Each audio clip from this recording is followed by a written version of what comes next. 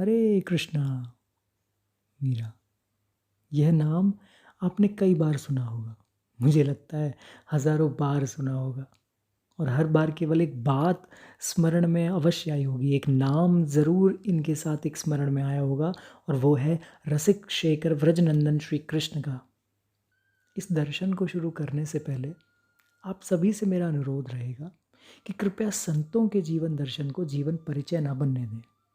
संतों का जीवन आपका मार्गदर्शन करे, ऐसी हमारी आपके लिए प्रार्थना है।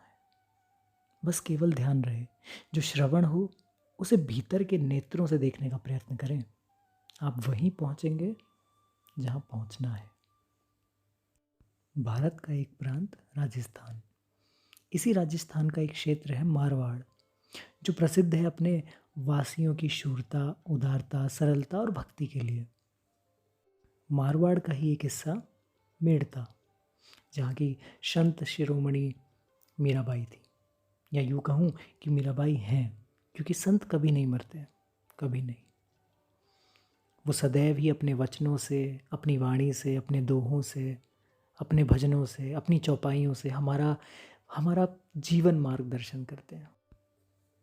राव दूधा जी मेड़ता के बड़े ही प्रतापी शासक हुए, जिनके 5 पुत्र थे: वीरमदेव, रायमल, रायसल, रतन सिंह और पंचायण। संत शिरोमणि मीराबाई जी रतन सिंह जी की ही पुत्री थी। राव दूधा जी जैसे तलवार के धनी थे, वैसे ही वृद्धावस्था में उनमें भक्ति छलक पड़ी थी।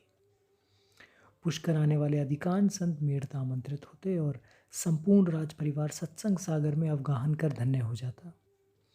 राजमहल में सदा ही कोई ना कोई संत पुराण कथा या प्रवचन करते ही रहते। उस समय भी वृंदावन से एक संत पधारे हुए थे। दूधा जी ने उनसे भागवत प्रवचन करने के लिए प्रार्थना की। संत के स्वीकार कर लेने पर उन्होंने अपनी गर्भवती पुत्र वधू को मन लगाकर सुनने की आज्ञा दी और आग्रह किया। कथा प्रारंभ हुई। संपूर्ण राज परिवार अपनी अपनी सुविधा अनुसार लाभ लेने लगा।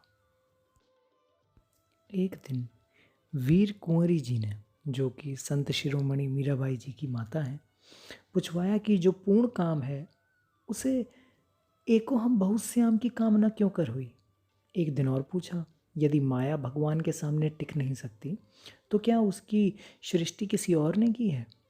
उनकी जिज्ञासा बढ़ती जा रही थी।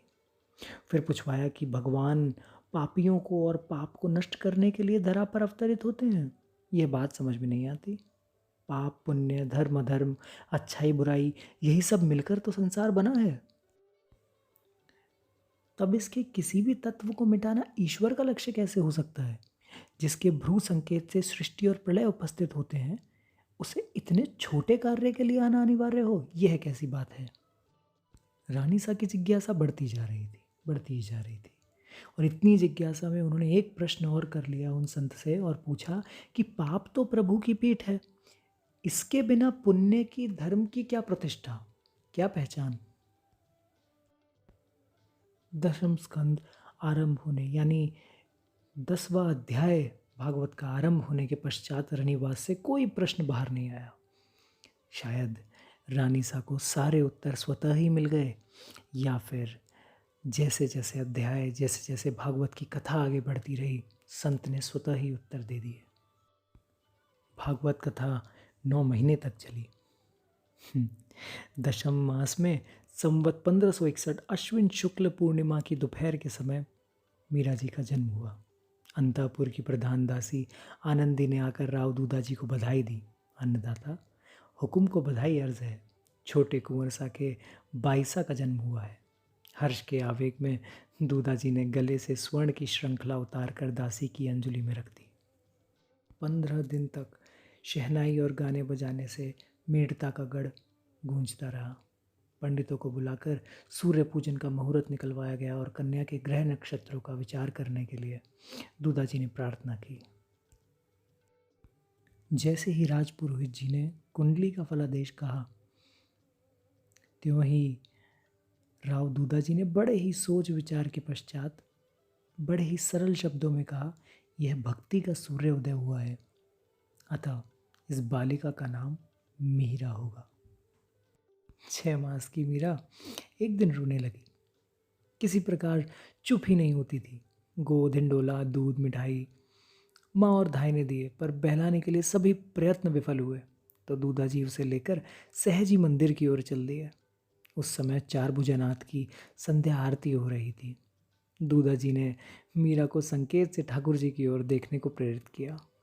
ठाकुर जी पर दृष्टि पड़ते ही वह चुप हो गई और एकटक उन्हें देखने लगी। आश्चर्यचकित दूधाजी धीरे धीरे भजन गाने लगे। मीरा ठाकुर जी की ओर हाथ से संकेत करके दूधाजी को कुछ समझाने का प्रयत्न कर रही थी। उस दिन से उसे रोते से चुप करने का हमको एक सरल उपाय मिल गया हो। यूं तो वह बड़ी ही शांत थी। जहाँ बैठा दिया बैठ गई, जहाँ सुला दिया सो गई, लेटे लेटे खेलती रहती। भूख से वह कभी नहीं रोती थी। माँ अथवा धाय समय का विचार करके स्वयं ही दूध पिला दिया करते थे। वर्ष भर की मीरा ने छोटे छोटे कितने ही कीर्तन सीख लिए थे। वह अपनी तोतली बोली में उन्हें गा गा कर दूधाजी को सुनाती। दूधाजी, माँ और बाहर भीतर के बड़े बूढ़े उसे गोद में उठा लाड़ करते। जब जब संतों का पधारना होता, मीरा दूधाजी की प्रेरणा से उन्हें प्रणाम करती। कथा वार्ता के समय शांत बैठकर सुनती और सुनते सुनते ही अपने दादाजी की गोद में सर रखकर सो जाती।